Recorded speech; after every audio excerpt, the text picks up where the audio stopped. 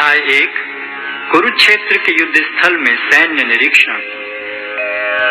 धृतराष्ट्र ने कहा, हे संजय, धर्म भूमि कुरुक्षेत्र में युद्ध की इच्छा से एकत्र हुए मेरे तथा पांडु के पुत्रों ने क्या किया?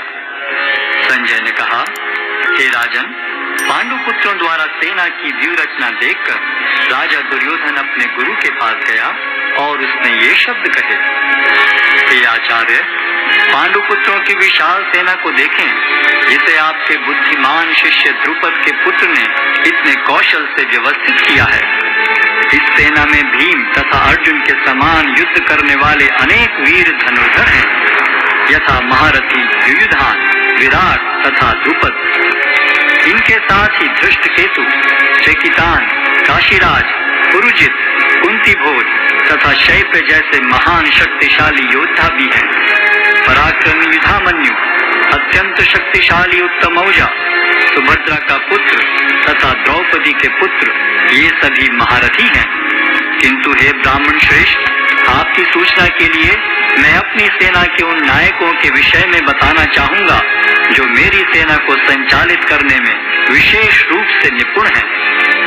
मेरी सेना में स्वयं आप, भीष्म, कर्ण, कृपाचार्य, अश्वत्थामा, विकर्ण तथा सोमदत्त का पुत्र भूरिश्रवा आदि हैं, जो युद्ध में सदैव विजयी रहे हैं। ऐसे अनेक वीर भी हैं जो मेरे लिए अपना जीवन त्याग करने के लिए उद्यत हैं। वे विविध प्रकार के हथियारों से सुसज्जित हैं और युद्ध विद्या में निपुण हैं। हमारी शक्ति अपरिमेय है और हम सब पितामह द्वारा भली भांति संरक्षित हैं, जबकि पांडवों की शक्ति भीम द्वारा भली भांति संरक्षित होकर भी सीमित है। अतः सैन्य व्यूह में अपने अपने मोर्चों पर खड़े रहकर आप सभी भीष्म पितामह को पूरी सहायता दें। तब कुरुवंश के वयोवृद्ध परम प्रतापी एवं वृद्ध पितामह ने सिंह गर्जन की सी ध्वनि करने वाले अपने शंख को उच्च स्वर में बजाया, जिससे दुर्योधन को हर्ष हुआ। तत्पश्चात शंख, नगाड़े, बिगुल, तुरही तथा सिंह सहसा एक साथ बज उठे। वह समवेत स्वर अत्यंत कोलाहलपूर्ण था। दूसरी ओर से श्वेत घोड़ों द्वारा खींचे जाने वाले विशाल रथ पर आसीन कृष्ण तथा अर्जुन ने अपने अपने दिव्य शंख बजाए। भगवान कृष्ण ने अपना पांचजन्य शंख बजाया, अर्जुन ने देवदत्त शंख तथा अति भौजी एवं अति मानवीय कार्य करने वाले भीम ने पौंड नामक भयंकर शंख बजाया। हे राजन, कुंती पुत्र राजा युधिष्ठिर ने अपना अनंत विजय नामक शंख बजाया तथा नकुल और सहदेव ने सुघोष एवं मणिपुष्पक शंख बजाए। महान धनुर्धर काशीराज, परम योद्धा शिखंडी, धृष्टद्युम्न, विराट, अजय सात्यकी, द्रुपद, द्रौपदी के पुत्र तथा सुभद्रा के महाबाहु पुत्र आदि सबों ने अपने अपने शंख बजाए। इन विभिन्न शंखों की ध्वनि कोलाहलपूर्ण बन गई, जो आकाश तथा पृथ्वी को शब्दायमान करती हुई धृतराष्ट्र के पुत्रों के हृदय को विदीर्ण करने लगी। उस समय हनुमान से अंकित ध्वजा लगे रथ पर आसीन पांडु पुत्र अर्जुन अपना धनुष उठाकर तीर चलाने के लिए उद्यत हुआ। हे राजन, धृतराष्ट्र के पुत्रों को व्यूह में खड़ा देखकर अर्जुन ने श्री कृष्ण से ये वचन कहे।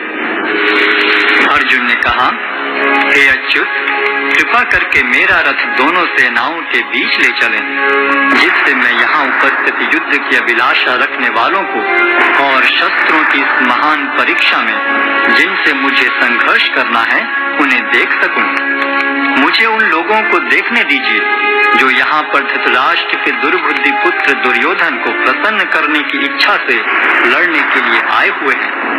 संजय ने कहा, हे भरतवंशी, अर्जुन द्वारा इस प्रकार संबोधित किए जाने पर भगवान कृष्ण ने दोनों दलों के बीच में उस उत्तम रथ को लाकर खड़ा कर दिया।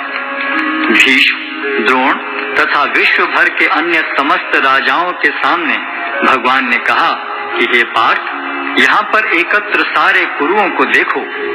अर्जुन ने वहाँ पर दोनों पक्षों की सेनाओं के मध्य में अपने चाचा ताऊओं, पितामहों, गुरुओं, मामाओं, भाइयों, पुत्रों, पौत्रों, मित्रों, ससुरों और शुभ चिंतकों को भी देखा।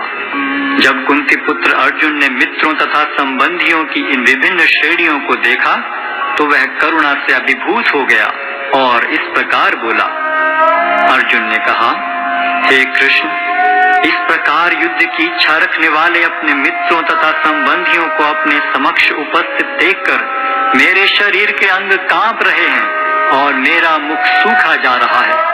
मेरा सारा शरीर कांप रहा है, मेरे रोंगटे खड़े हो रहे हैं, मेरा गांडीव धनुष मेरे हाथ से सरक रहा है और मेरी त्वचा जल रही है।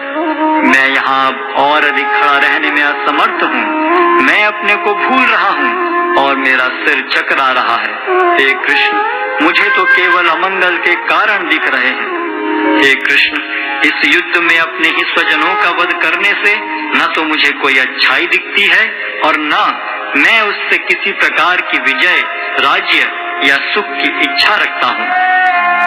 हे गोविंद, हमें राज्य, सुख अथवा इस जीवन से क्या लाभ, क्योंकि जिन सारे लोगों के लिए हम उन्हें चाहते हैं वे ही इस युद्ध भूमि में खड़े हैं। हे मधुसूदन, जब गुरुजन, पितृगण, पुत्रगण, पितामह, मामा, ससुर, पौत्रगण, साले तथा अन्य सारे संबंधी अपना अपना धन एवं प्राण देने के लिए तत्पर हैं और मेरे समक्ष खड़े हैं, तो फिर मैं इन सबको क्यों मारना चाहूंगा, भले ही वे मुझे क्यों न मार डालें। हे जीवों के पालक, मैं इन सबों से लड़ने को तैयार नहीं, भले ही बदले में मुझे तीनों लोग क्यों न मिलते हों। इस पृथ्वी की तो बात ही छोड़ दें। भला धृतराष्ट्र के पुत्रों को मारकर हमें कौन सी प्रसन्नता मिलेगी। यदि हम ऐसे आतताइयों का वध करते हैं तो हम पर पाप चढ़ेगा। अतः यह उचित नहीं होगा कि हम धृतराष्ट्र के पुत्रों तथा उनके मित्रों का वध करें। हे लक्ष्मीपति कृष्ण, इससे हमें क्या लाभ होगा और अपने ही कुटुंबियों को मारकर हम किस प्रकार सुखी हो सकते हैं। हे जनार्दन, यद्यपि लोक से अभिभूत चित्त वाले ये लोग अपने परिवार को मारने या अपने मित्रों से द्रोह करने में कोई दोष नहीं देखते, किंतु हम लोग जो परिवार के विनष्ट करने में अपराध देख सकते हैं, ऐसे पाप कर्मों में क्यों प्रवृत्त हों। कुल का नाश होने पर सनातन कुल परंपरा नष्ट हो जाती है और इस तरह शेष कुल भी अधर्म में प्रवृत्त हो जाता है। हे कृष्ण, जब कुल में अधर्म प्रमुख हो जाता है तो कुल की स्त्रियां दूषित हो जाती हैं और स्त्रीत्व के पतन से हे वृष्णिवंशी अवांछित संतानें उत्पन्न होती हैं। अवांछित संतानों की वृद्धि से निश्चय ही परिवार के लिए तथा पारिवारिक परंपरा को विनष्ट करने वालों के लिए नारकीय जीवन उत्पन्न होता है। ऐसे पतित कुलों के पुरखे गिर जाते हैं क्योंकि उन्हें जल तथा पिंड दान देने की क्रियाएं समाप्त हो जाती हैं। जो लोग कुल परंपरा को विनष्ट करते हैं और इस तरह अवांछित संतानों को जन्म देते हैं, उनके दुष्कर्मों से समस्त प्रकार की सामुदायिक योजनाएं तथा पारिवारिक कल्याण कार्य विनष्ट हो जाते हैं।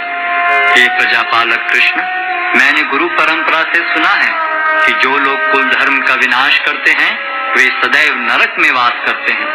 ओहो, कितने आश्चर्य की बात है कि हम सब जघन्य पाप कर्म करने के लिए उद्यत हो रहे हैं। राज्य सुख भोगने की इच्छा से प्रेरित होकर हम अपने ही संबंधियों को मारने पर तुले हैं। यदि शस्त्रधारी धृतराष्ट्र के पुत्र मुझ निहत्थे तथा रणभूमि में प्रतिरोध न करने वाले को मारें तो यह मेरे लिए श्रेयस्कर होगा।